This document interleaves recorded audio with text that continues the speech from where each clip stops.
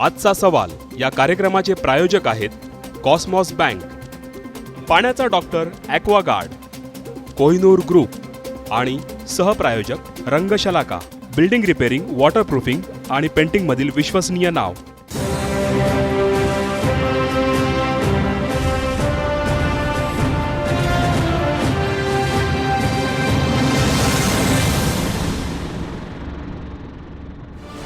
नमस्कार. ब्रेक नंतर आजचा सवालमध्ये तुमचं पुन्हा एकदा स्वागत. आता आपण चर्चा सुरू करतोय. दुसऱ्या विषयाची चर्चा आहे. आपला प्रश्न आहे, शरद पवार जातीयवादी राजकारण करत आहेत का? तुम्हाला माहिती आहे, शरद पवारांनी कोल्हापूरला परवा एक विधान केलं. ते असं म्हणाले, पूर्वी छत्रपती पेशव्यांची नेमणूक करत असत, आता पेशवे छत्रपतींची नेमणूक करत आहेत. शरद पवारांच्या या विधानाने खळबळ माजली. मुख्यमंत्र्यांनी त्यांना उत्तर दिलं, मी छत्रपतींचा सेवक आहे. विनोद तावडेंनी सुद्धा जाणता राजा अशी कशी विधानं करतो असं म्हणून त्यांना टपल्या लगावल्या. पण मूळ प्रश्न हा आहे की शरद पवारांनी जे विधान केलं ते मिश्किलपणे केलेलं असलं तरी त्यापाठी त्यांचं जातीयवादी राजकारण आहे का, या प्रश्नाची आपण चर्चा करणार आहोत. आपल्यासोबत आहेत, आपल्या स्टुडिओमध्ये आहेत ज्येष्ठ पत्रकार, महाराष्ट्र टाइम्सचे सहाय्यक संपादक विजय चोरमारे. आपल्यासोबत आहेत भारतीय जनता पक्षाचे प्रवक्ते केशव उपाध्याय. आपल्यासोबत आहेत राष्ट्रवादी काँग्रेसचे प्रवक्ते अतुल लोंढे. आपल्यासोबत आहेत सामाजिक कार्यकर्ते विश्वंभर चौधरी. आणि आपल्यासोबत आहेत संभाजी ब्रिगेडचे नेते प्रवीण गायकवाडसुद्धा. अतुल लोंढे, काय मनात आहे तुमच्या साहेबांच्या? याचं कारण जे त्यांनी विधान केलं, पूर्वी छत्रपती नेमणूक करायचे पेशव्यांची, आता पेशवेच छत्रपतींची नेमणूक करतायत, यापाठी काय राजकारण आहे नेमकं?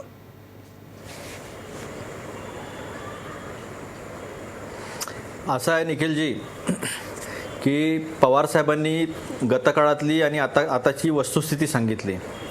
मला इथे एक सांगावंसं वाटतं की राज ठाकरेंनी मध्यंतरी एक वक्तव्य केलं होतं की महाराष्ट्रामध्ये माशी जरी मेली, एखादा भूकंप जरी आला तरी त्याच्यामध्ये पवारसाहेबांचं काहीतरी असेल अशा पद्धतीनं मांडणी करायची.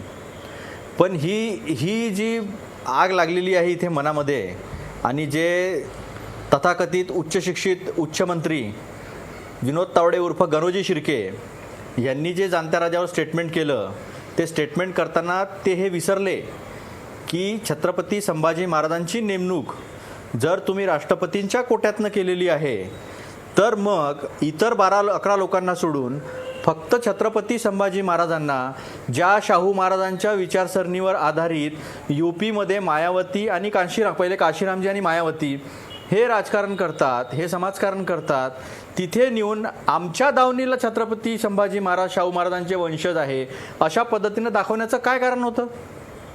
हा जो पोटशूळ उठलेला आहे सगळा, आणि हा जो प्रतिवार करण्याचा जो प्रयत्न चाललेला आहे, हे कोणाकडनं चाललेलं आहे? त्यांच्याकडनं. जेव्हा छत्रपती संभाजी महाराजांना 2009च्या लोकसभेच्या निवडणुकीमध्ये राष्ट्रवादी काँग्रेसनं तिकीट दिली होती, त्यावेळेस विजय दौंडे यांना युतीने का उभं केलं? जर छत्रपती संभाजी महाराज शाहू महाराजांच्या वंशज आहेत आणि शाहू महाराजांच्या विचारसरणीनं तुम्हाला राज्य करायचं आहे तर त्यावेळेस तिकीट सोडून द्यायची होती. ज्या पद्धतीनं स्वर्गीय गोपीनाथजी मुंडे यांचा मृत्यू झाल्यानंतर पवारसाहेबांनी ज्यांनी म्हणजे यांचं गोपीनाथ मुंडेंचं राजकारणच पवारसाहेबांच्या विरोधाच्या याच्यात उभं राहिलं, त्यांना श्रद्धांजली वाहून आमचा कॅन्डिडेट दिला नाही, अशा पद्धतीचं का राजकारण करत नाहीत? मग आपण काही करायचं नाही. आपल्यावर प्रतिचर्चा या वाक्यातून होते आहे. आपल्या संदर्भामध्ये बोटं उठवल्या जात आहेत, आपल्या राजकारणाच्या पद्धतीवर बोटं उठवल्या जात आहेत. म्हणून मग कुठंतरी पवारसाहेबांवर पुन्हा बोलायचं म्हणजे आपल्याला प्रसिद्धी मिळते, असं त्याच्या मागचा भाग आहे, बाकी दुसरं काही नाही. केशव उपाध्याय, उत्तर द्या तुम्ही.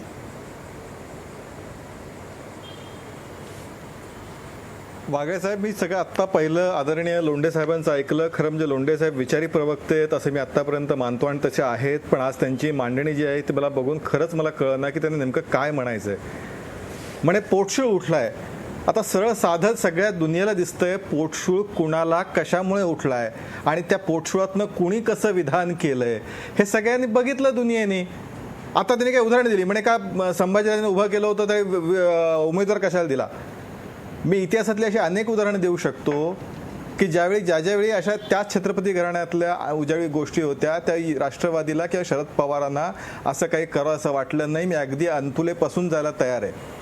पण मी आत्ता मुळामध्ये एक सगळ्यात पहिल्यांदा वाघेसाहेब गोष्ट लक्षात घेतली पाहिजे की ज्याचं राजकारण 50 वर्ष संसदीय राजकारण ज्या व्यक्तीने केलं, ज्यांचा इतका मोठा प्रचंड राजकारणाचा आवाका आढावा आहे, अशा माणसाने जे माणूस सातत्याने शाहू फुले आंबेडकरांची भाषा, पुरोगामित्वाची भाषा बोलतात, वापरतात, ते मात्र प्रत्यक्षात अशा पद्धतीचं विधान करतात. या विधानाचा म्हणजे काय म्हणावं, अशी परिस्थिती आपल्या सगळ्यांसाठीच खरोखर वाईट परिस्थिती ही. मुळामध्ये अभयसिंहराजे भोसले याच्या पूर्वीचं उदाहरण तेव्हा अंतुलेनं आठवले होते, शरद पवारांना नाही. ते अंतुलेंनी पहिल्या त्यांना आपलं राज्यमंत्री करून घेतलं होतं. ज्यावेळी उदयनराजे भोसले यांना पहिल्यांदा विधान परिषदेवरती आणलं, ते भारतीय जनता पार्टीने गोपीनाथ मुंडेंचं आत्ता उदाहरण अतुल लोंढेंनी नाव घेतलं, त्या गोपीनाथ मुंडेंचं त्यावेळी आणलं होतं आणि त्यावेळी राष्ट्रवादीने विरोधात त्यावेळच्या निवडणुकीमधून आलं होतं, बिनविरोध ती निवडणूक नव्हती झालेली. ज्या आत्ता म्हणजे आणखीन तिसरं उदाहरण द्यायचं खरं म्हणजे यांना सुद्धा समजा ते पराभूत झाले, अहो बाकी सगळ्यांना इतक्या लोकांना तुम्ही कुणाकुणा राज्यसभेवर पाठवलं, त्यावेळी का नव्हतं तुम्हाला पाठवता आलं या संभाजीनगर राज्यसभेवरती? आणि मुळामध्ये एका सरळ स्वच्छ गोष्ट होती की राष्ट्रपतीच्या कोठ्यातून ज्या शाहू महाराजांच्या, डॉक्टर बाबासाहेब आंबेडकरांच्या जडणघडीमध्ये शाहू महाराजांचा खूप मोठा वाटा आहे. त्या आंबेडकरांना काँग्रेसने पराभूत केलंच, पण त्याच्यानंतरनं शाहू महाराजांनी एक मोठं परंपरा आहे महाराष्ट्रामध्ये एक पुरोगामीची, आज त्या घराण्यातला एकाला राज्यसभेवरती आज करण्याचं काम या सरकारने केलं, राष्ट्रपतीच्या कोट्यातून केलं. आणि आम्ही काहीच त्यावरती विधान केलं नव्हतं. विधान बरं ते तिथं गेले, त्या वाड्यात त्यांनी त्यांना माहिती नव्हती असं नाही, त्यांनी जाणीवपूर्वक हे विधान केलं. आणि म्हणून मला असं वाटतं दुःखद आहे आणि पुरोगामाची भाषा करणाऱ्या अशा नेत्यांकडून म्हणजे निषेधार्ह विधान आहे. जातीचं राजकारण सातत्याने महाराष्ट्रात जे बघितलं, म्हणजे कदाचित पुढच्या काळात ती चर्चा आपली होईलच, पण सुरुवातीला म्हणून मी सांगतो की जातीचं राजकारणाचाच हा परिपाक होता. जातीच्या म्हणजे पोटशू कुणाला उठला हे या निमित्ताने, म्हणजे लोंढे काही म्हणू पण पोटशू कुणाला उठला हे या निमित्ताने सगळ्यांना दिसून आलं. अतुल लोंढे, तुम्ही याचं उत्तर द्यायला पाहिजे. हे जातीयवादी राजकारण आहे की नाही? छत्रपती पेशवे ही कसली तुलना आहे? म्हणजे पवार साहेबांनी पहिल्यांदा तुलना केलेली नाहीये. देवेंद्र फडणवीस जेव्हा मुख्यमंत्री झाले तेव्हाही शरद पवार हेच म्हणाले होते. मनोहर जोशी मुख्यमंत्री होते तेव्हाही शरद पवार हेच म्हणत होते. एक मिनिट बोला बोला, केशव उपाध्ये पूर्ण करा, मी अतुल लोंढेंकडे जाणार आहे. नाही मुळात तेच सांगतो तुम्हाला. ज्यावेळी 1995 साली पहिल्यांदा युतीची सत्ता आली, भारतीय जनता पार्टी शिवसेनेची सत्ता आली, त्यावेळी सुद्धा या सरकारबद्दल जोशी महाजनांचं सरकार असा उल्लेख शरद पवारांनी केला होता. अगदी बरोबर. लोकशाही मार्गाने निवडून आलेलं सरकार होतं, खरं म्हणजे त्या सरकारचा सन्मान करायला पाहिजे होता लोकशाही मार्गातनं, पण तरी सुद्धा त्याची हेटाळणी केली, जातीवादी भूमिकेतनं केली.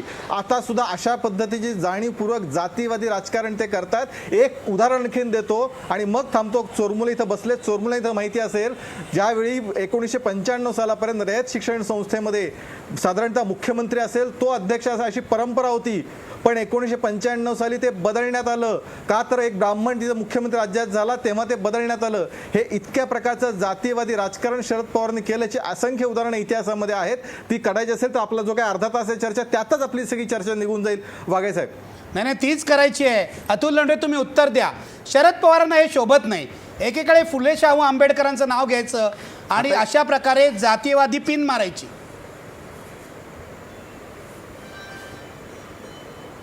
नाही असं आहे निखिलजी, आता त्यांनी जे अभयसिंह महाराजांचं उदाहरण दिलं किंवा उदयनराजेंचं उदाहरण दिलं, ते उदयनराजे नंतर भाजपा सोडून का राष्ट्रवादीमध्ये आले? त्या उदयन महाराजांना, अभयसिंह महाराजांना उदयनराजेंच्या विरोधात लढवून एका छत्रपतीच्या घराण्यामध्ये कशी भांडणं बीजेपीने लावली, हे सगळ्या महाराष्ट्राला हा सगळा इतिहास माहिती आहे. तो मला पण चांगल्या पद्धतीनं माहिती आहे. माझे साधे 2 प्रश्न होते. छत्रपती संभाजी महाराजांना तुम्ही राष्ट्रपतीच्या विशेष कोट्यातनं जे 12 सदस्यांची नेमणूक होते, ती नेमणूक एका विशिष्ट कोट्यांमधनं होत असते. ते नेमणूक झाल्यानंतर इतर 11 सदस्य सोडून तुम्ही केवळ छत्रपती संभाजी महाराजांना अलाहाबादच्या प्लॅटफॉर्मवर UPच्या इलेक्शनवर डोळा ठेवून का नेलं? का त्यांना तिथे दाखवलं? काय लोकांना तुम्हाला दाखवायचं होतं की महाराष्ट्राचा छत्रपती शाहू महाराजाच्या, शाहू फुले आंबेडकरांच्या विचारसरणीनं ज्या भारत देशामध्ये सगळं राजकारण होतं त्याला दावणीला आम्ही बांधलं, हे दाखवायचं होतं का तुम्हाला? त्यांना काय गरज होती त्यांना तिथे न्यायची जर राष्ट्रपती कोट्यामधून निवडून अतुल लोंढे, तुमचं म्हणणं काय? बीजेपी सुद्धा जातीयवादी राजकारण करते. अतुल लोंढे, एक मिनिट येतो, केशव उपाध्ये येतो तुमच्याकडे. अतुल लोंढे, तुमचं म्हणणं काय? मला एक नाही, माझं संपू द्या. तुमचं म्हणणं काय सांगा.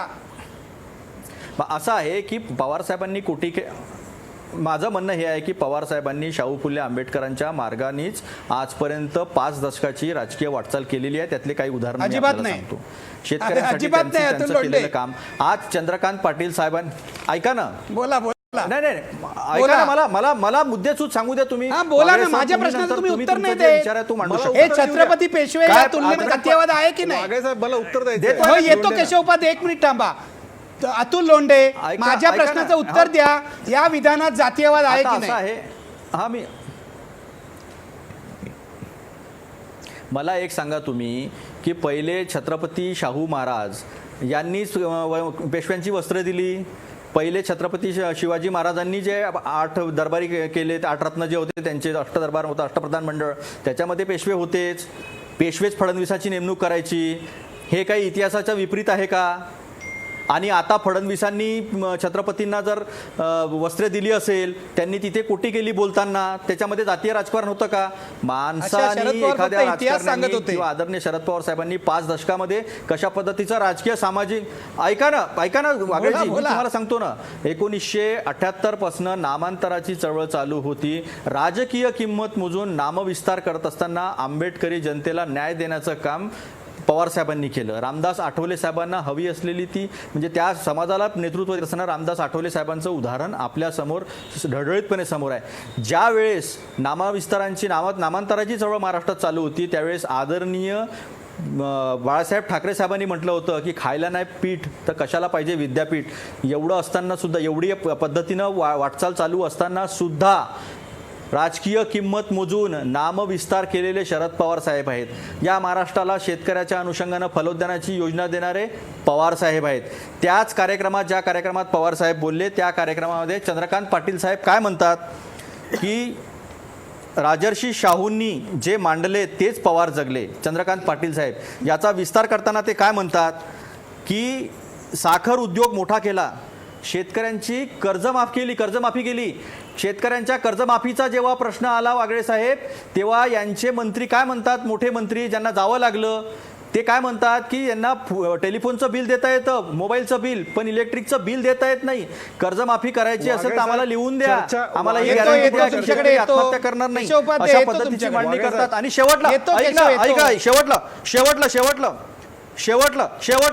शेवटलं राजकारणात पवार साहेबांनी तळागाळातल्या लोकांना लक्षात ठेवून निर्णय घेतले. हे आम्ही नाही म्हणत, हे यांच्या पक्षाचे सहकार मंत्री, ज्येष्ठ मंत्री चंद्रकांत पाटील साहेब याच कार्यक्रमात बोलतात.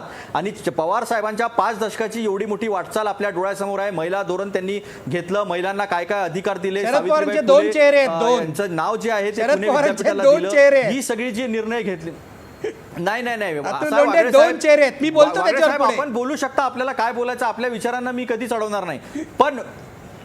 पण हे जे निर्णय आहे या निर्णयाला आपण नाकारता का?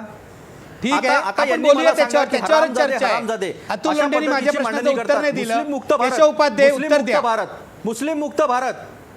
1 मिनिट अतुल लोंढे, केशव उपाध्ये उत्तर द्या. लोंढे साहेब थांबा. केशव उपाध्ये उत्तर द्या तुम्ही, मग मी इतर पाहुण्यांकडे जाणार आहे.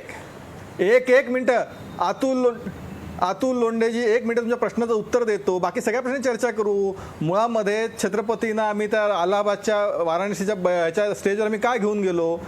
साधी गोष्ट आहे ही. म्हणजे आपल्या सगळ्यांच्या दृष्टीनं अतिशय अभिमानाची गोष्ट असली पाहिजे. लोंढे साहेब, तुमचा सुद्धा अभिमान असा आता स्वाभाविक आहे, तुम्हाला पक्षीय राजकारणामुळे तो अभिमान दाखवता येत नसेल कदाचित, पण एक तुम्ही दावणीला बांधला छत्रपती शिवाजींना, छत्रपती संभाजींना तुम्हाला नाही करता आलं. लोंढे साहेब शाहू महाराजांचा लोंढे साहेब मला बोलू द्या. सर्व भारत तुम्ही का नाही दिलं इतक्या वर्षात? राजे लोंढे साहेब, आम्ही तिकीट दिली होती तिकीट दिली. रामराजेंना सभापती केलं. तुम्ही राष्ट्रवादी म्हणत नाही सभापती लोंढे साहेब. राष्ट्रवादी आता मी इतर पाहुण्यांकडे जातो. ते राष्ट्रवादी उदयनराजे स्वतःला राष्ट्रवादीचे म्हणवत नाहीत. तुम्हाला ते माहिती आहे चांगलं, मी सांगायची गरज नाही लोंढे साहेब. इतिहास त्यामुळे उगाच घड्याळ काहीतरी चिन्हावर ते उगाच 2 वेळा प्रयत्न इलेक्शन करू लढलेले नका. आहेत. ही वस्तुस्थिती असं की महाराष्ट्राला माहिती जे आहे. काँग्रेस राष्ट्रवादीला, जे शरद पवारांना जमलं नाही घड्याळाच्या आणि चिन्हावर एका अर्थाने समाजाने राष्ट्रवादीच्या एक सगळ्यात तिकिटावर मोठी लढलेले वागणूक घेतलं आहेत पाहिजे. उदयन महाराज अहो, 2 वेळा.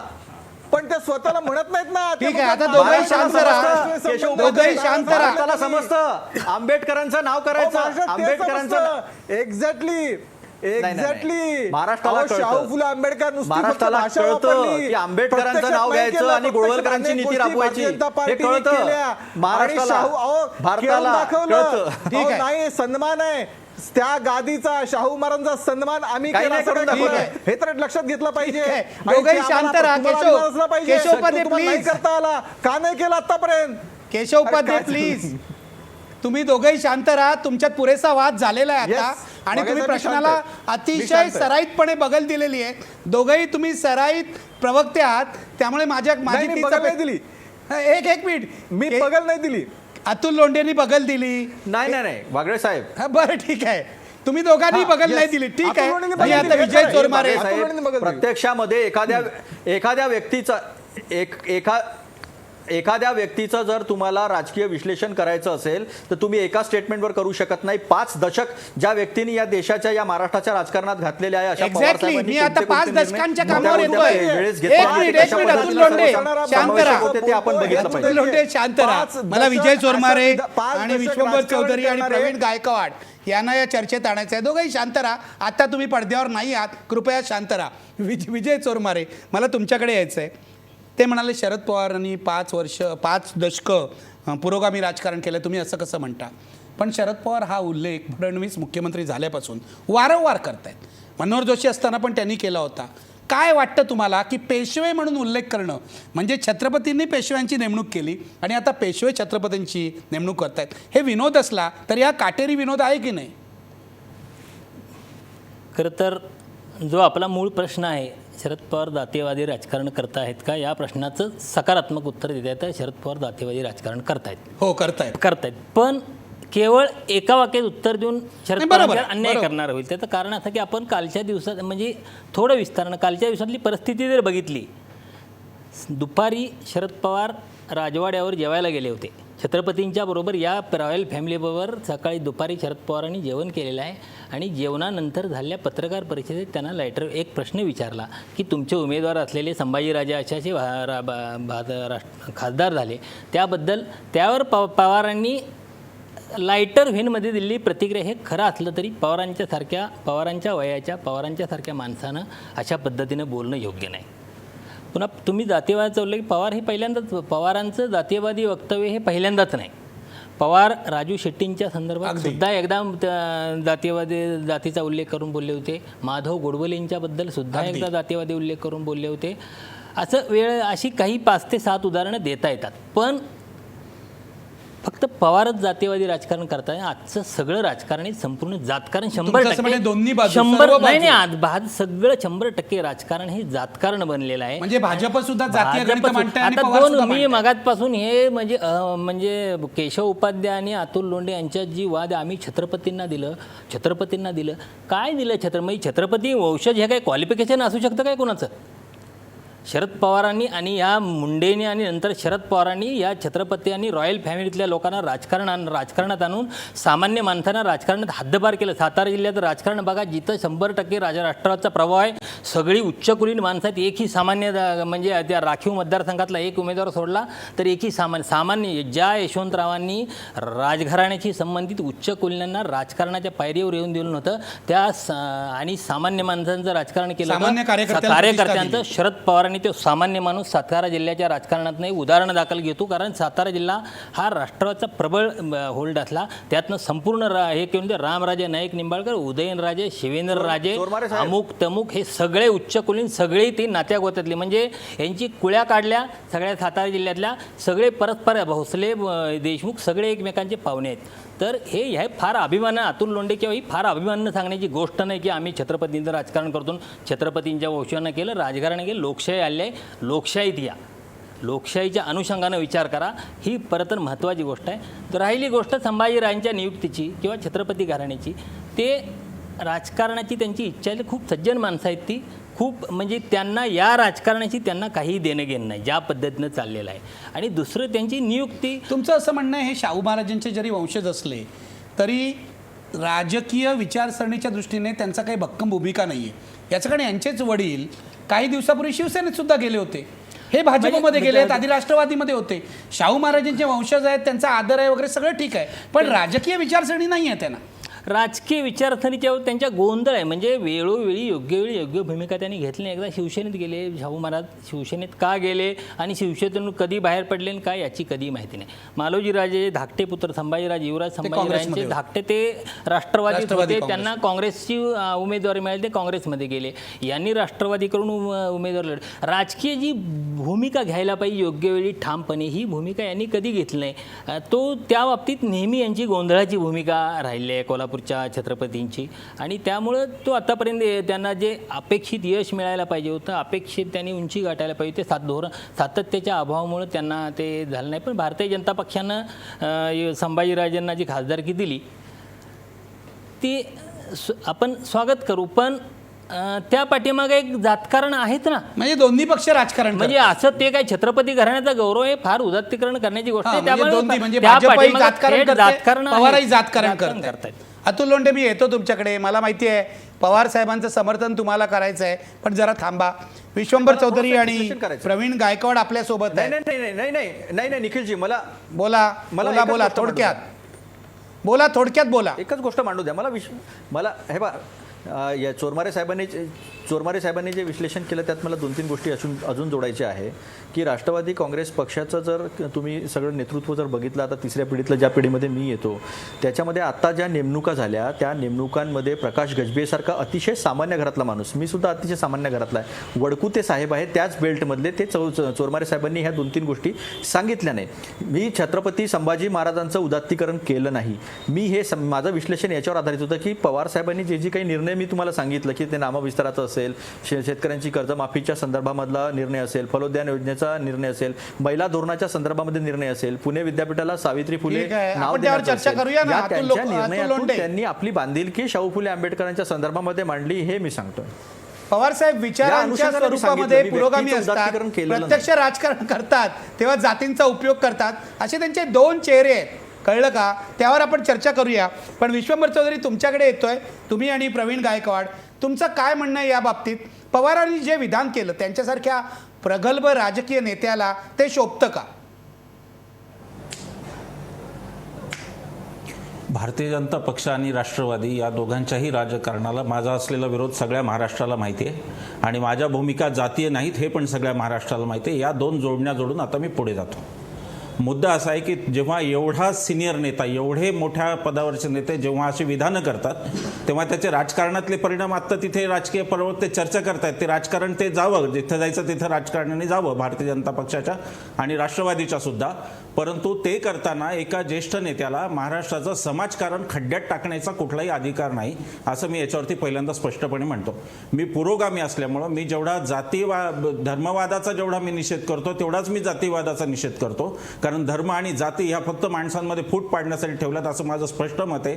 पवार साहेबांचं हे पहिल्यांदा अनवधानाने किंवा कोपरखळी म्हणून झालेलं नसून शरद जोशींच्या बाबतीत, मनोहर जोशींच्या बाबतीत 3.5% ब्राह्मण पेशवे आणतील असं त्यांनी वाक्य करून समाजात फूट टाकली होती. वेदोक्त प्रकरणापासून ब्राह्मण आणि मराठा याचा संघर्ष जो महाराष्ट्रात चालू आहे तो थांबायला तयार नाही. त्याचं कारण वेळोवेळी त्यामध्ये कोणी ना कोणी काही ना काही भर घालत आलेलं आहे, हे त्याचं कारण आहे. मला असं म्हणायचं निखिलजी की पवार साहेब तिकडे दिल्लीत बसतील, फडणवीस साहेब मुंबईत बसतील, परंतु जो एखादा कुलकर्णी एखाद्या कदमच्या शेजारी बसून काम करत असतो, एखादा कदम कुलकर्णीचा किंवा एखादा कुलकर्णी कदमांचा बॉस असतो, तिथे त्या राजकारणाच्या मध्ये लोकांच्या माणसामध्ये दुरी निर्माण होते. समाजाचं जोडणं समाजाला हे पुरोगामी लक्षण आहे. समाजात समाजाला फोडणं, एकमेकापासून बाजूला करणे हे नाही. आणि खरं म्हणजे छत्रपती शाहूंच्या खरं जयंतीच्या औचित्याने पवारसाहेब बोलले ते तर फारच दुर्दैवी आहे. कारण की छत्रपती शाहू फुले आंबेडकर यांच्याच भरोशावर त्यांनी आजपर्यंत राजकारण केलेलं आहे. शरद पवारांच्या जातीयवादी राजकारणाचे अनेक कंगोरे आपल्याला दाखवता येतील, त्या विषयात मला जायचं नाही. त्याचं कारण असं की एकीकडे त्यांचा पुरोगामी पण ते म्हणजे त्यांच्याच मी आत्मचरित्रातून किंवा वाचतो की लक्ष्मण शास्त्री जोशी आणि एस एम जोशी, मला वाटत नाही एस एम जोशींनी कुठल्या जातीचा द्वेष करायला त्यांना शिकवला असेल, परंतु ही वस्तुस्थिती आहे की मोठी माणसं बोलतात आणि त्याची फळं ही तरुण पिढीपर्यंत येतात. आज फेसबुकवरच्या चर्चा पहा, मला फार वाईट वाटतं. महाराष्ट्र 150-200 वर्ष मागे नेण्याचं काही कारण नव्हतं. त्यात त्यांनी छत्रपतींचाही अपमान केला एक प्रकारे. आताही लोंढे साहेब तुम्ही जे म्हणताय दावणीला बांधलं वगैरे, ही भाषा छत्रपतींच्या घराण्यासाठी अजिबात योग्य नाही, मी हे सांगतो. कारण त्यांनी आपल्या निर्णय, ते त्यांचा स्वतःचा निर्णय घेतील काय असतील ते, कोणाबरोबर आधी होते कोणाबरोबर नंतर होते यात मला रस नाही, ते कोणाबरोबर असू राजकीय पक्षाबद्दल, परंतु ते छत्रपती शिवाजी महाराज छत्रपती शाहूंच्या वंशाचे म्हणून मी त्यांचा आदर करतो. आणि म्हणून मला ती छत्रपतींच्या घराण्याची जी चर्चा चालली ती पण माझ्या महाराष्ट्रीयन मनाला वेदना देणारी आहे. त्याचबरोबर मला राज्याच्या मुख्यमंत्र्याचा जो लोकनियुक्त प्रतिनिधी आहे, राज्याचे प्रथम नागरिक आहेत, त्यांची जात काढणं ही पण मला अत्यंत विदारक अवस्था अशी वाटते आहे. मला फक्त पवार साहेबांचं राजकारण काय हे लक्षात आणून द्यायचं आहे. म्हणून मी सांगतो की पवार साहेब मनातून जातीवादी नसतीलही कदाचित, कारण ते एका पुरोगामी परंपरेत वाढले, परंतु राजकारणासाठी ते जातीचा आणि धर्माचा प्रच्छन्न वापर करत आलेत. यासाठी अनेक उदाहरणं देता येतील.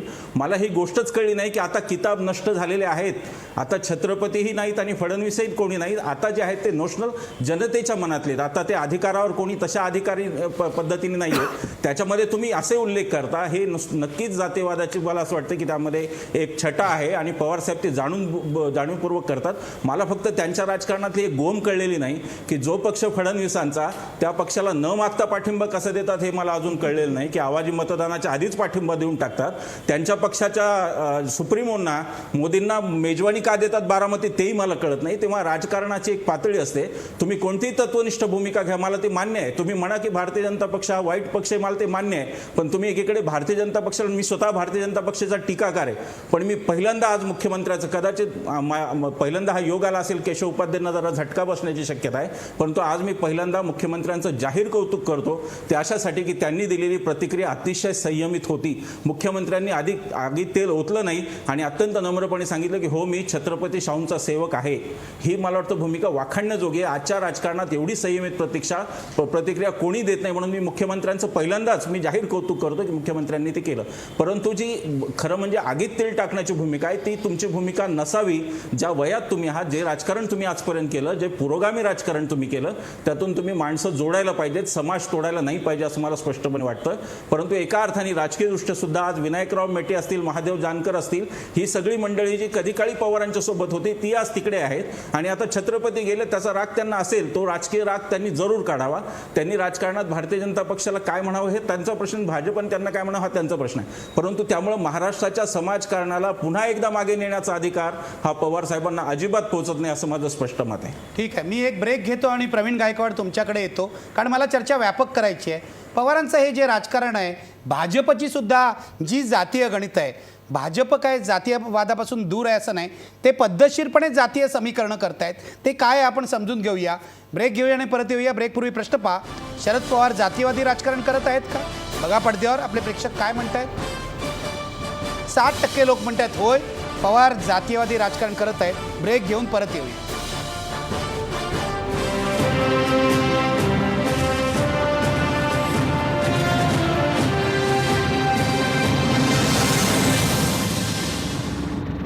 ब्रेक नंतर मी प्रवीण गायकवाड यांच्यापासून सुरुवात करतोय.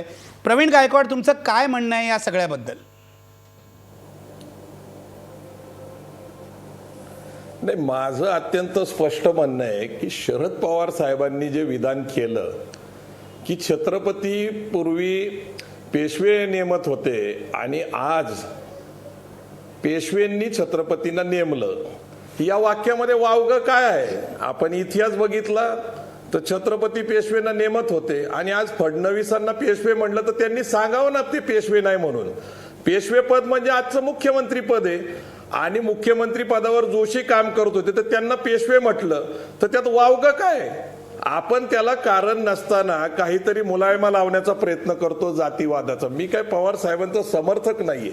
आपण ज्या पार्श्वभूमीवर चर्चेला बसलोय ते 6 जूनला राज्याभिषेक दिन होता आणि त्यावेळेस मुख्यमंत्री फडणवीस छत्रपतींच्या हाताला हात लावून ते अभिषेक करतात. हा फोटो सोशल मीडियावर फिरला आणि त्यावेळेस ते स्पष्ट झालं की छत्रपतींच्या हाताला हात लावल्यानंतर फडणवीसांचा त्यांना पाठिंबा आहे.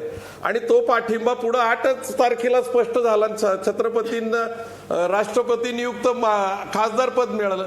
मला एक गोष्ट स्पष्ट करायची की छत्रपती संभाजी महाराजांचा सत्कार करायला मी कोल्हापूरला गेलो होतो राजवाड्यावर. शाहू महाराजांनी त्या दिवशी त्या संस्थेमध्ये भाषण केलं की जर भारतीय जनता पार्टी जर बदलत असेल आणि शाहूचा विचार स्वीकारत असेल तर त्याचं आपण स्वागत केलं पाहिजे. छत्रपती शाहू महाराजांचे वंशज म्हणून संभाजीराजांनी स्पष्ट सांगितलं की मी शाहूंचे विचार सोडणार नाही, त्या विचारानेच मी पुढे जाणार आहे. आणि ते विचार जर हे पुरोगामी आणि प्रतिगामी सगळे स्वीकारणार असतील तर आपल्याला पहिल्यांदा स्वागत केलं पाहिजे. पण परिस्थिती तशी नाहीये. भारताच्या एकूण राजकारणाबद्दल कांशीरामांनी जे सोशल इंजिनिअरिंग आणलेलं आहे आपण ते नीट पाहिलं पाहिजे. ते महाराष्ट्रामध्ये भारतीय जनता पार्टीने करून दाखवलेले. जानकरांना घेतलंय, शेट्टींना घेतलंय, रामदास आठवलेंना घेतलंय, विनायक मेटेंना घेतलंय. आता हे सगळं सोशल इंजिनिअरिंग आहे. जात हे वास्तव आहे आणि जातीच्या आधारे मतदान होतं हे सुद्धा वास्तव आहे. कांशीरामांचं मला उदाहरण देता येऊ शकतं. तिथं एका नावी समाजाच्या काँग्रेसच्या कार्यकर्त्याला तिकीट नाकारण्यात आलं. त्यावेळेस एनडी तिवारी हे मुख्यमंत्री होते उत्तर प्रदेशचे. तो सक्रिय कार्यकर्ता होता, सरचिटणीस होता उत्तर प्रदेशच्या. त्या माणसाला एनडी तिवारींनी प्रश्न विचारला की तुझ्या मतदारसंघामध्ये नावी समाजाची मतं किती? तर ते म्हणले ते 70-80 पेक्षा जास्त जाणार नाही. मग तुला तिकीट देता येणार नाही, कारण तुझ्या जातीची जर संख्या 70-80 असतील तर तुला निवडून येता येणार नाही. मग तो कांशीरामांकडे गेला.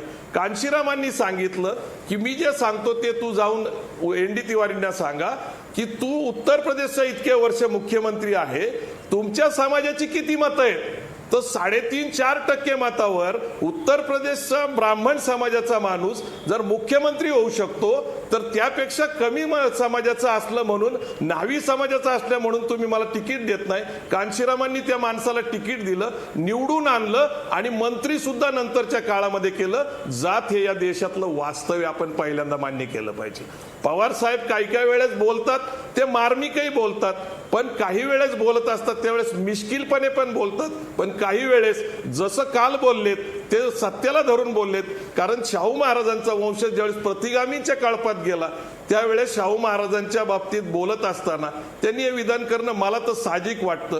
मला आश्चर्य वाटलं नाही. मला निश्चितच वाटतं की हे विधान कुठल्याही कारणाने चुकीचं नाहीये. आपण एक लक्षात घेतलं पाहिजे, आपण जाती सोडायला तयार नाही, आम्ही धर्माचं राजकारण करायला तयार आहोत. आम्ही जाती आणि धर्माचं राजकारण करणारे लोक.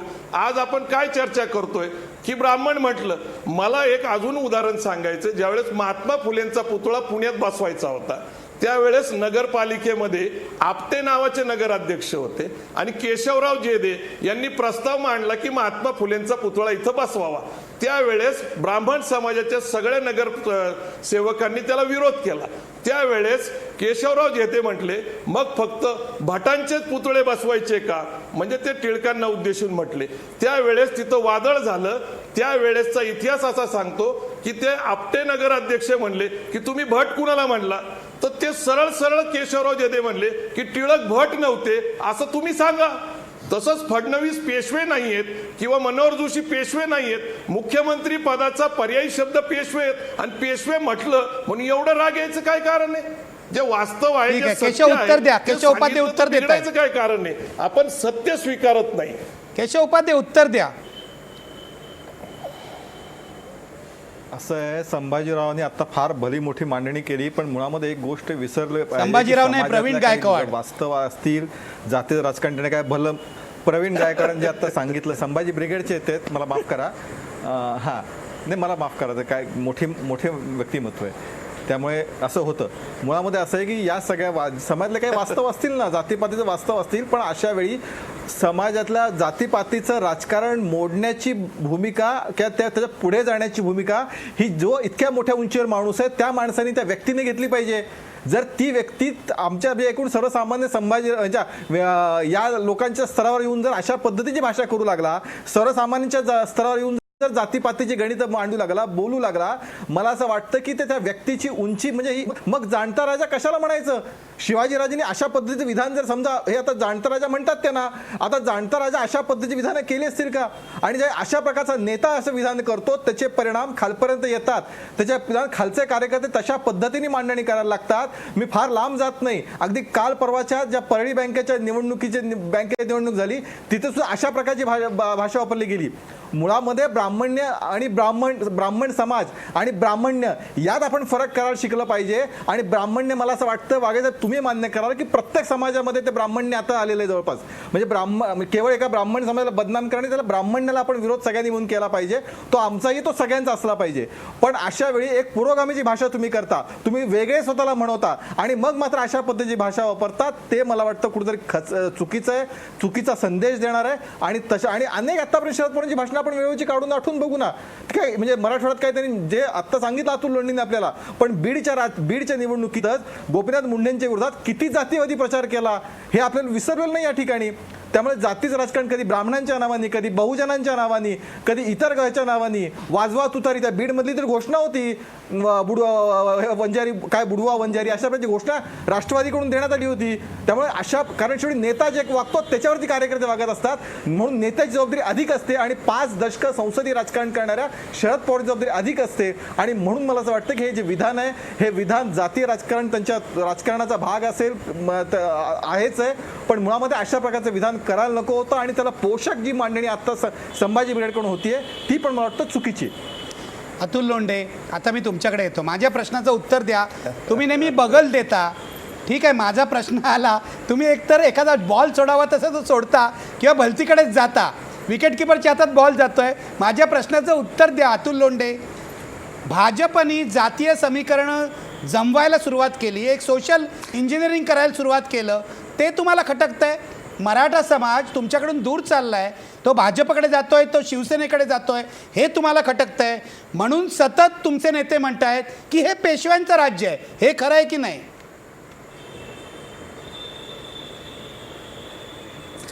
असं आहे निखिल वाघेजी, मला थोडं बोलू द्या याच्या संदर्भात. नाही नाही, प्रश्नाचं उत्तर द्या. प्रश्नाचं उत्तर द्या. तुम्ही बगल देऊ नका. विचार मांडला. प्रश्नाचं उत्तर अतुल लोंढे. मी नाही अजिबात थेट बिलकुल प्रश्नाचं उत्तर देतो मी, आपल्याला थेट उत्तर देतो.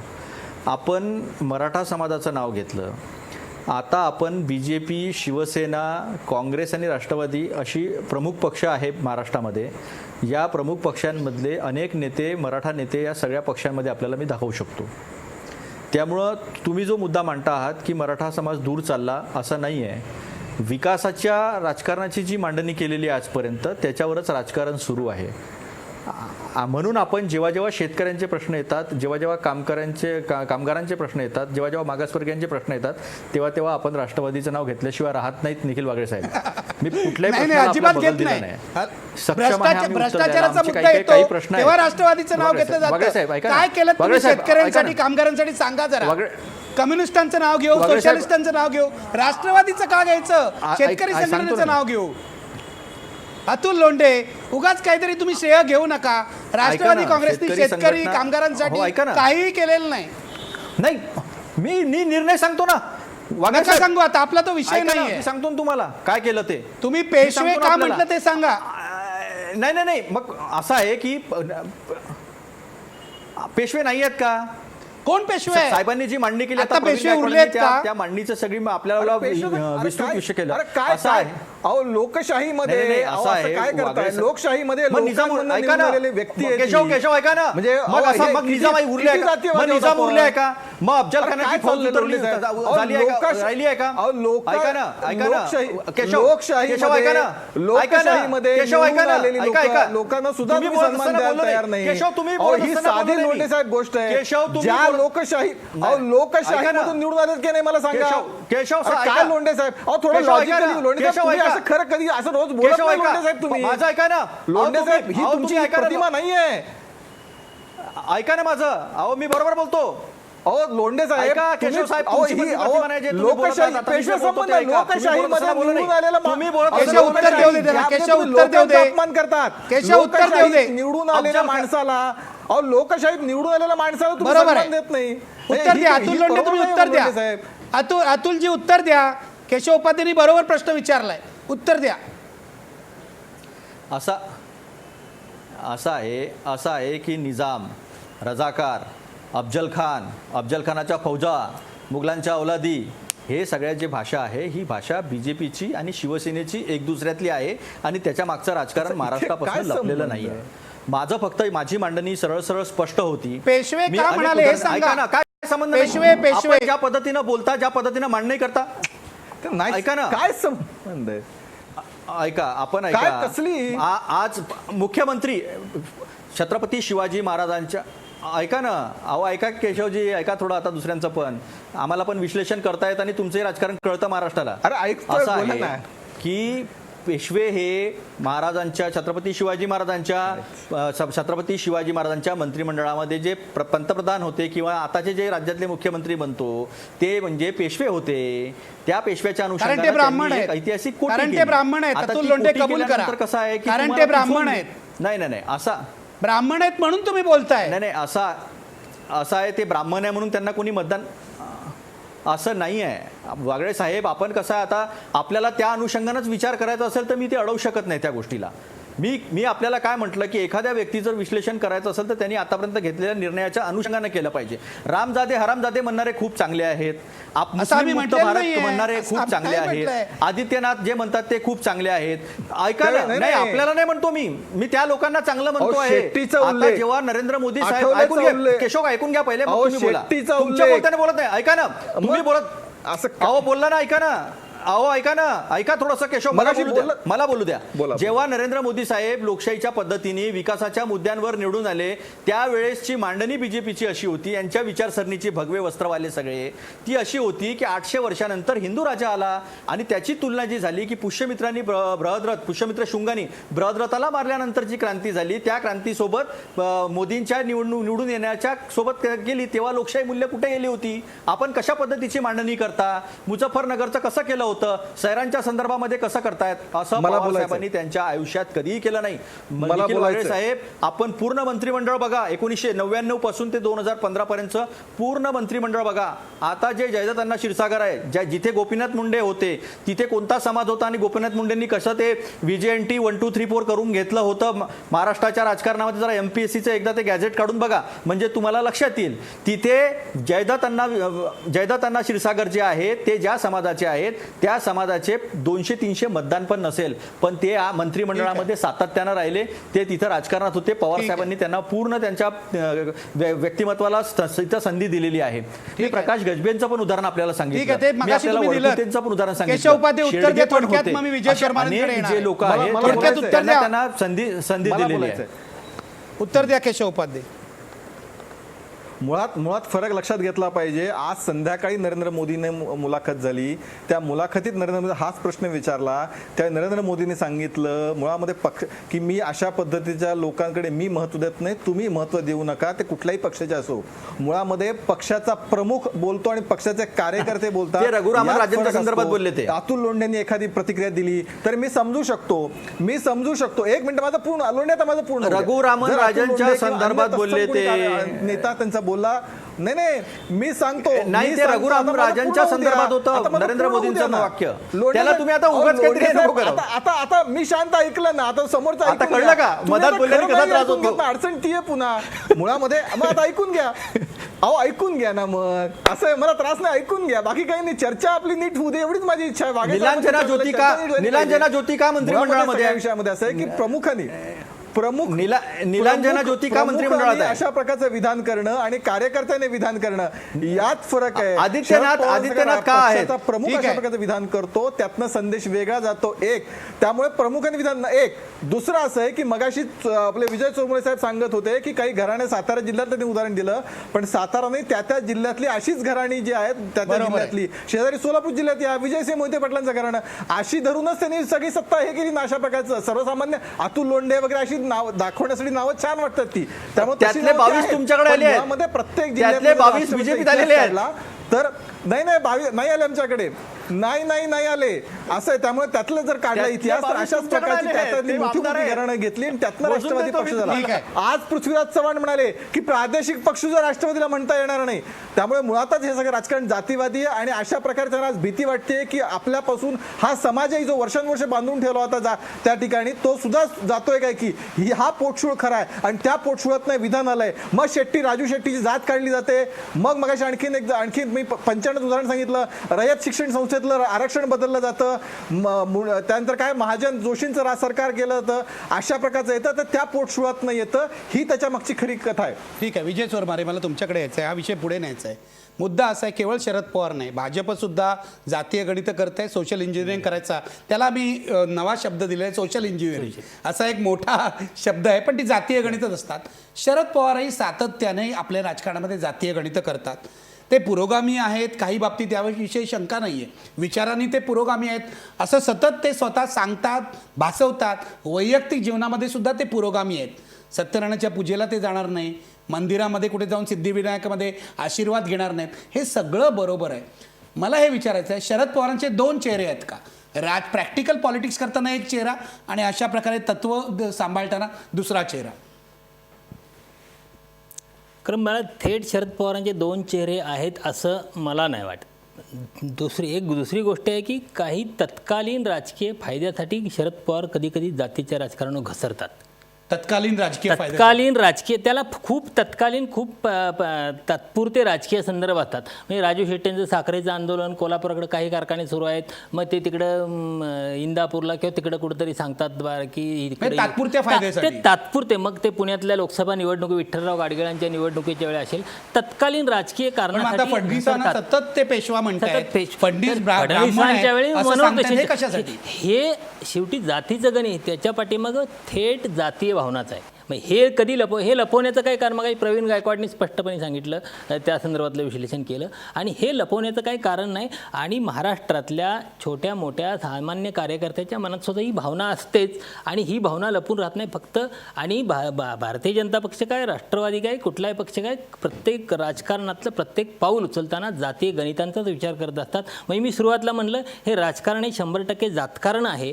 फक्त माझा आक्षेप एकच आहे की शरद पवार यांच्यासारख्या वय वर्ष 75, संसदीय राजकारण साधारण 51 वर्षांचं, 50 अर्धशतकाहून अधिक काळ वाटचाल असले, तुमच्याकडं महाराष्ट्र देश खूप वेगळ्या जाणीवेनं बघतोय, तुमच्याकडून वेगळ्या अपेक्षा करतोय.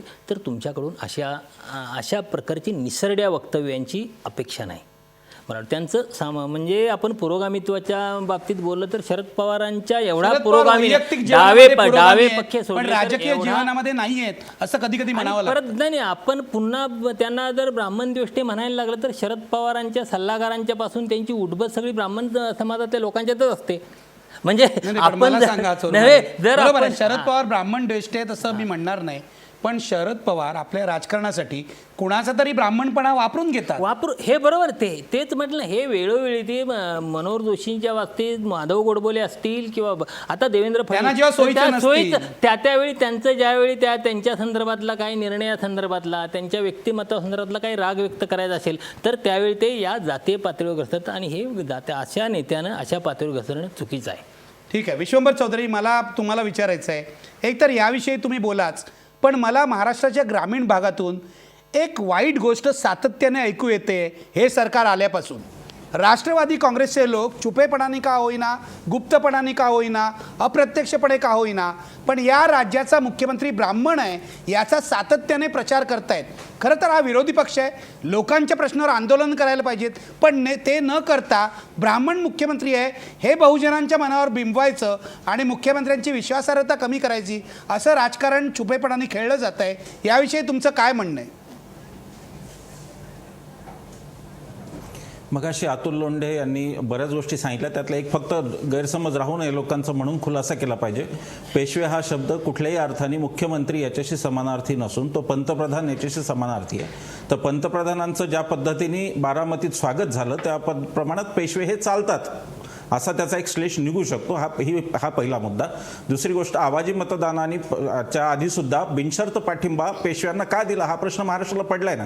त्याचं कारण असं आहे की मगाशी अतुल लोंढेंनी जे काही वाचले बरीच जंत्री, त्यात काही गोष्टी सांगायच्या राहिल्या की शेतकऱ्यांचं हित खरोखर राष्ट्रवादींनी पाहिलेलं आहे. ते अशासाठी पाहिलेलं आहे की कोरडवाहूची सतत शेतकऱ्यांना सवय राहावी म्हणून राष्ट्रवादीने मोठा सिंचन घोटाळा केला आणि पाणी कोणाला मिळू दिलं नाही. हे शेतकऱ्यावरचं क्रेडिटच आहे राष्ट्रवादीचं. आज राष्ट्रवादीची कोंडी अशी झाली की सिंचन घोटाळ्यापासून अनेक घोटाळे हे त्या काळात झालेले, त्याच्यावरती आज जनता जाब विचारतीये ना. 123 जर निवडून आले, मी भारतीय जनता पक्षाचा किती कट्टर विरोधक हे सगळ्यांना माहिती आहे, तरी मी सांगतो त्यांचे 123 जे निवडून आले ते राष्ट्रवादीच्या घोटाळ्यामुळे आले आणि त्याचा फटका काँग्रेसला पण निष्कारण बसला असं माझं स्वतःचं विश्लेषण आहे. तेव्हा आज शेतकरी विचारतो की आत्महत्या करत होतो तेव्हा आम्ही बहुजनच होतो ना. पाणी कोणाचं तुटलं? सिंचन घोटाळ्यात फटका बहुजन शेतकऱ्यांना बसला. तिथे काही ब्राह्मण पेशवे शेतकरी नव्हते, तिथे तो फटका सुद्धा बहुजन शेतकऱ्यांना बसला.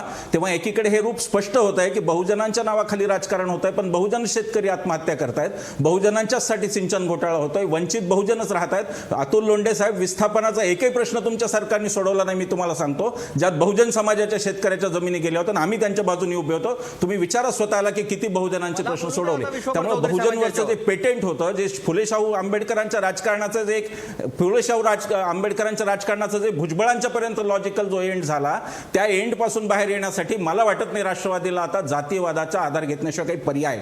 आपल्याकडे हे ठरलेलं आहे की एखादा कोणीही वर्गात असो, मुलगा किंवा कोणी असो, तिथं जर भांडण झाली तर शेवट हा जातीयवादात होतो, त्याची जात काढली जाते. मराठा ब्राह्मणाची जात काढतो, ब्राह्मण मराठ्यांची जात काढतात, सगळेच एकमेकांच्या जाती काढत राहतात. हा आपला आवडता उद्योग आहे. त्यामुळे मला असं वाटतं की त्याचं विश्लेषण करताना आता यापुढे तरी राष्ट्रवादीला फार मोठी स्पेस महाराष्ट्रात आहे, ती राष्ट्रवादीने विधायक कारणाने वापरली पाहिजे असं मला वाटतं. जर तुम्हाला विरोध असेल तर तुम्हाला हे दुतोंडी व्यवहार चालणार नाही की एकीकडे मेजवान्या पण चालल्यात बारामतीत आणि दुसरीकडे हे बोलणं. हे लोकांना आता कळलेलं आहे की याच्या मागचं रहस्य काय. तुमच्या ज्या ज्या केसेस होत्या भारतीय जनता पक्षाची तुम्ही किती जुळून घेतला हा तुम्ही विचार करा. आमच्यासारख्यांना आश्चर्य वाटायचं की शरद पवारांच्या सारखा पुरोगामी माणूस हा भारतीय जनता पक्षाला न मागता पाठिंबा देतो, याच्या मागे काय सूत्र आहे. हा विचार सामान्य शेतकरी सुद्धा करतो. याचा विचार मीच काही पुण्यात बसून करतो नाही, सामान्य शेतकरी करतो आणि त्याला त्या राजकारणाचं कळतं. मला निखिलजी, मला त्यात काही रस नाही. भारतीय जनता पक्षाने कोणाला खासदार करावं आणि राष्ट्रवादीने कोणाला करावं हा त्यांचा प्रश्न आहे, हा माझा प्रश्न नाही. मला रस एवढ्यातच आहे की जो आजचा तरुण जो रोजीरोटीसाठी बाहेर आलेला आहे, जो स्वतः झगडतोय शहरांमध्ये येऊन, जो स्वतः खेड्यात सुद्धा झगडतोय आणि त्याचा जर कोणी मित्र असेल आणि त्याला जर अमका तमका ही लेबलं लागली तर समाज इतका विभागला जाईल की त्याचं पर्यवसन कुठे खुट्ट म्हणून काही वाजलं तर जातीय दंगली सुरू होऊ शकतात. तेव्हा मला असं वाटतं की जबाबदारीने राष्ट्रीय नेत्यांनी वागलं पाहिजे. पवारसाहेब हे केंद्रात मंत्री होते, त्यांची जिम्मेदारी खूप जास्त आहे. त्याच्यापेक्षा जिम्मेदारी अशी की ते महाराष्ट्रातले आजचे सगळ्यात सिनियर, सगळ्यात ज्येष्ठ खरं म्हणजे नेते आहेत आणि त्यामुळे महाराष्ट्राला त्यांच्याकडून ही अपेक्षा नाही, एवढं मात्र मी नक्की सांगणार. अतुल लोंढे, तुम्हाला उत्तर द्यायचं आहे. हां, मला आता याच्यामध्ये 1, 2, 3, 4 जे प्रश्न त्यांनी उपस्थित केले त्याच्यावर द्यायचं आहे. त्यांनी भारतीय राज्यघटना व्यवस्थित वाचावी विशंभर चौधरींनी. याच्यामध्ये राष्ट्रपती, पंतप्रधान आणि राज्यामध्ये राज्यपाल आणि मुख्यमंत्री अशी ती रचना आहे, म्हणून मी ते पेशवे म्हटलं. नंबर 1. नंबर 2, विस्थापनाच्या संदर्भामध्ये त्यांनी प्रश्न उपस्थित केला. अतुल लोंढे, राष्ट्रवादीत मुख्यमंत्र्याला पेशवे म्हणतात का? अतुल लोंढे, राष्ट्रवादीत मुख्यमंत्र्याला पेशवे म्हणतात का? म्हणजे ब्राह्मण मुख्यमंत्री झाला की पेशवे, मराठा मुख्यमंत्री झाला की काय म्हणणार तुम्ही? वागळे साहेब, नाही, हे तुम्ही एकदा स्पष्ट कराच. अहो वागळे साहेब, मला उत्तर देऊ द्या. बोला ना, बोलू द्या ना मला. आता मला बोला. मी तुमच्या त्या पेशवेचं उत्तर देतो. बोला. आता दुसरं असं आहे की गोसीखुर्दमध्ये 40 TMC पाणी जे होतं अडवण्याचं पूर्ण धरण बांधण्यात आलेलं होतं, पण शिवसेना आणि बीजेपीने तिथं सातत्यानं आंदोलन करून तिथे पॅकेजेस दिल्यानंतर तिसरं पॅकेज हे 2012 साली पुन्हा देण्यात आलेलं होतं, पण तिथे काही विस्थापित लोक जे होते, ज्या धरण क्षेत्रातून निघायला पाहिजे नव्हतं, त्यांनी ते निघू दिलं नाही, सातत्याने आंदोलन केलं. तिसरा प्रश्न त्यांनी उपस्थित केला होता की ॲग्रिकल्चर डिपार्टमेंट आणि इरिगेशन डिपार्टमेंट हे वेगवेगळ्या पद्धतीनं मोजणी करतं आणि 5.18% हे इरिगेशन वाढलेलं आहे. हे मी म्हणत नाही, हे जेव्हा बीजेपीचं सरकार आलं 2014 मध्ये, त्यावेळेस त्यांनी जो महाराष्ट्र आर्थिक पाहणी अहवाल मांडला त्याच्यामध्ये त्यांनी ती संख्या मांडली. सतत आरोप करता यावे म्हणून या वर्षीपासून महाराष्ट्र आर्थिक पाहणीमध्ये किती सिंचन वाढलं याचे आकडे देण्यात आले नाही. ऐका ना सर, ते काही जे न्यायालयामधून आता येईल, जे काही परिस्थिती आम्ही ती फेस करतो आहे, अतिशय नम्रपणे आम्ही सगळ्या व्यवस्था ज्या आहे ते न्यायालयीन व्यवस्था, कायद्याची व्यवस्था, त्याला आम्ही फेस करतो आहे. चौथा प्रश्न त्यांनी पाठिंबा का दिला हे उघड विचारलेलं आहे की काम न मागता दिला. याचं कारण सांगतो, संपूर्ण जग हे जागतिक आर्थिक मंदीतून जात आहे. महाराष्ट्र सुद्धा आर्थिक मंदीतून जात होता. दुसरं इलेक्शन आपल्याला परवडणार नव्हतं. इकडे यांचं सगळं टोकाला गेलं होतं. त्यामुळे राजकीय स्टॅबिलिटी राष्ट्रवादीला मंदी आली आहे. मला माझं काय बोलताय अतुल लोंढे? असं आहे. नाही वागळे साहेब असं आहे की आमच्या पक्षाने कोणत्या आधारावर निर्णय घेतला हे मी सांगू शकतो. तुम्हाला कोणत्या आधारावर विश्लेषण करायचं ते तुम्ही करू शकता. पण पटेल असं माझं तरी बोला ना, स्पष्ट म्हणणं जनतेला एवढंच आहे पटलं पाहिजे, फक्त असं काय की करताय? त्यावेळेस जर स्टॅबिलिटी मिळाली नसती तर पुन्हा अहो जनतेला पटेल ना, जी सत्य परिस्थिती आहे जनतेला कळते आणि जनतेला पटेल आणि जनता मग त्यांना जे पटलं आहे ना ते दाखवेल येणाऱ्या काळामध्ये. ठीक आहे, तुमचं जर गुजरातमध्ये संपलं दाखवलं असेल तर जनतेने, माझ्या नाही, प्रश्नाचं वागळे उत्तर द्या. साहेब. आणि आता मुख्यमंत्र्यांना नगरपंचायतीच्या पेशवे निवडणुका का झाल्या, म्हणाला? त्याच्यामध्ये सुद्धा दाखवलं. नाही, शेवटल्या प्रश्नाचं पेशवे उत्तर. का म्हणाला ते सांगा. असं आहे की आपण सत्तेमध्ये ऐका ना, आपण सत्तेमध्ये आल्यानंतर विकासाच्या मुद्द्यावर आपण सत्तेमध्ये आला आहात, पण सत्तेमध्ये आल्यानंतर आपण काय वागत आहात?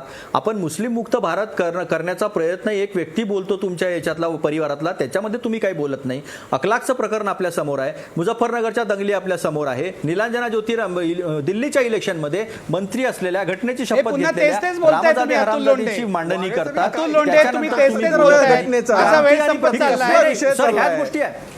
नाही, माझ्या प्रश्नाचं उत्तर द्या. तुम्ही मुख्यमंत्र्यांना पेशवे का म्हणता? याच गोष्टी आहेत. एक मिनिट केशव, माझ्या प्रश्नाचं उत्तर द्या.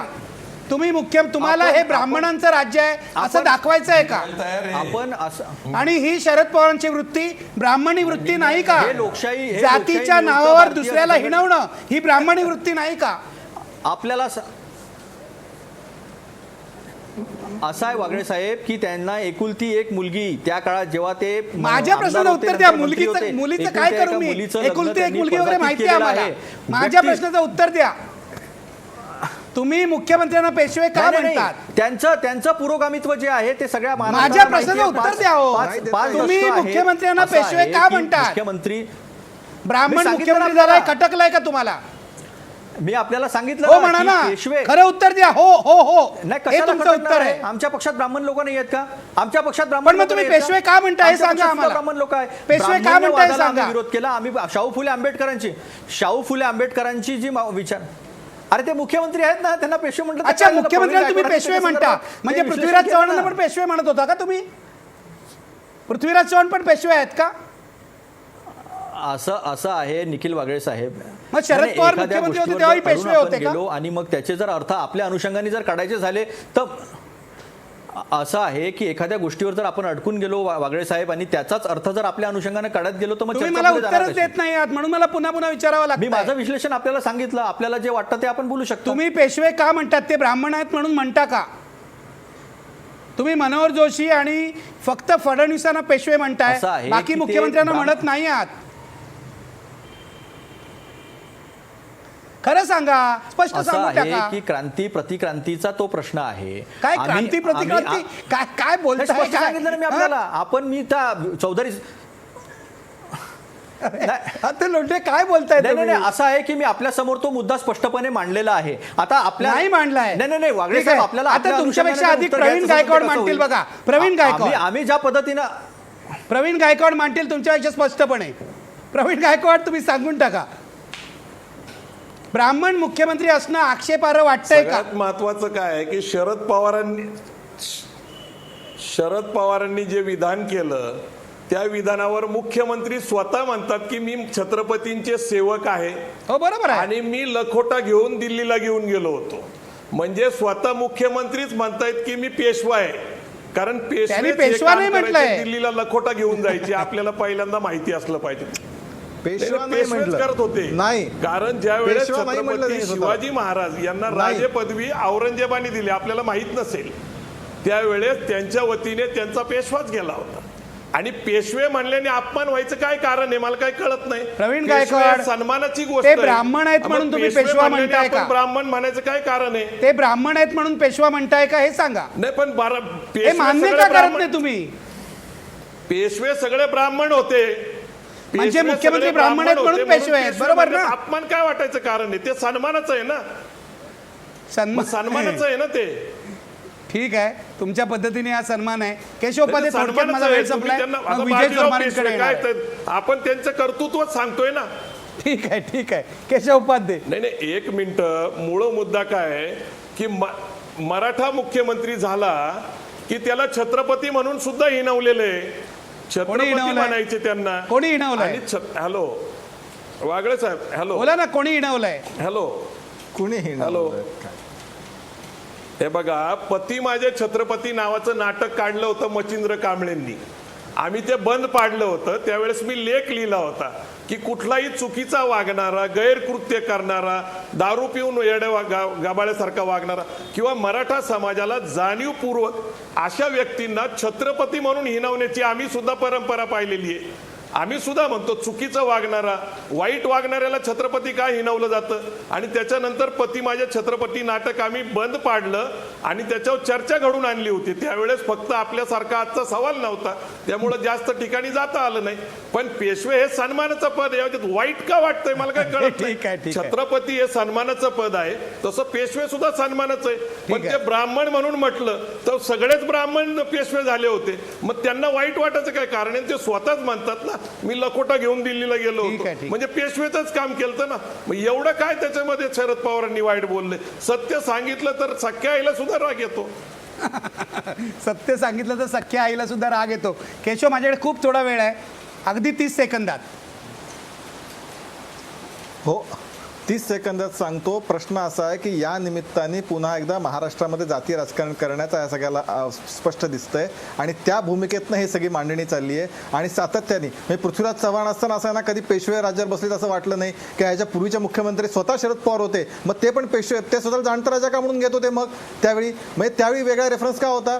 त्यामुळे हे सगळ्याला जातीय राजकारण आणि ते पचत नाहीये, डाचत नाही. कारण म्हणजे लोकशाही, आज लोकशाही पद्धत आहे आणि लोकशाही पद्धतीने निवडून आल्यानंतर जे सरकार निवडून आलंय त्याचा सन्मान केला पाहिजे. देवेंद्र फडणवीसांची एखादी भूमिका पटली नाही तर ती त्या पद्धतीने तुम्ही टीका करा, पण ते पेशवे आहेत किंवा ते ब्राह्मण आहेत की अशा पद्धतीने टीका करणं मला असं वाटतं या देशातल्या लोकशाहीचा आणि या देशातल्या जनतेचा अपमान आहे. आणि हे जनता न कळण्यात की काही दुधखोई राहिली नाही की कशा काय हेच सन्मानाचं पद आहे ते सन्मानाचं पद आहे अशी जी मांडणी करू पाहतात. मला असं वाटतं त्याला ती जनतेला शेवटी जनताला कळतं काय वस्तुस्थिती आहे आणि त्यामुळे शरद पवारांचं जातीय राजकारण आहे हे तर आपल्याला समोर दिसतंय सरळ.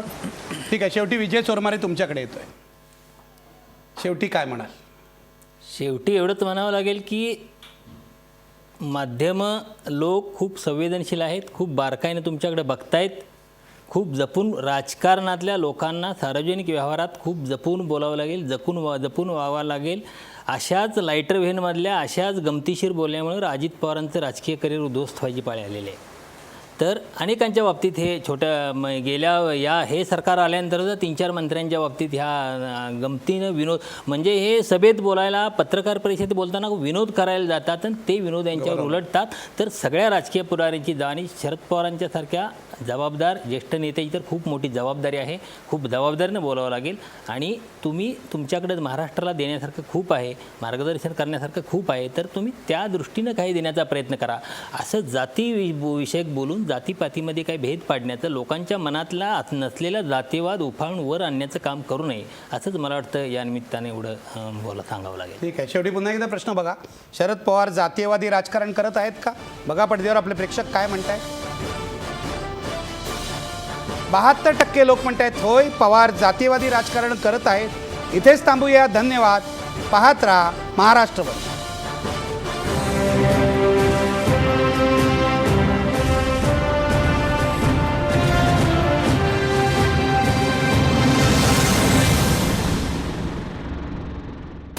आजचा सवाल या कार्यक्रमाचे प्रायोजक आहेत कॉस्मॉस बँक, पाण्याचा डॉक्टर ॲक्वागार्ड, कोहिनूर ग्रुप आणि सहप्रायोजक रंगशलाका. बिल्डिंग रिपेअरिंग, वॉटरप्रूफिंग आणि पेंटिंगमधील विश्वसनीय नाव.